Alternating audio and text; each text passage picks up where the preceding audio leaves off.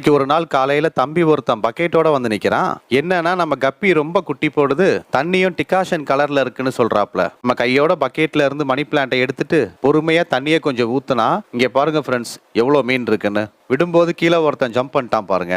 அவனையும் ஒரு வழியா பிடிச்சாச்சு. தண்ணி இந்த கலர்ல மாற முக்கியமான காரணம் தூங்கு மூஞ்சி மரம் இருக்கு இல்லையா, அதோட இலையால தான் தண்ணி இப்படி மாறி இருக்கு. இத பாருங்க. மீனை பார்த்ததும் பையன் இதை பாட்டில்ல போட்டு காட்டுங்கன்னு சொல்றாப்ல.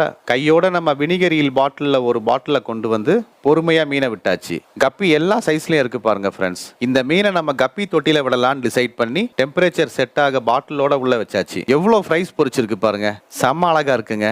கப்பிக்கு ரொம்ப பிடிச்ச ஃப்ரோசன் பிளட் வார்ம்ஸ்ல கொஞ்சம் போட்டதும் எப்படி சாப்பிடுது பாருங்க. சின்னவன் கையில பாட்டில கொடுத்து மொத்த மீனையும் உள்ள விட்டாச்சு. எப்படியோ தம்பிக்கு வளர்க்க ஒரு 10 மீன் கொடுத்தோம். நமக்கு இப்போ அது ஒரு 100 மீனா திருப்பி வந்துருச்சு. நீங்களே இந்த மாதிரி பெரிய தொட்டியில கரெக்டா மீன் வளர்த்தா நல்லா பிரீட் ஆகும். தேங்க்ஸ் ஃபார் வாட்சிங்.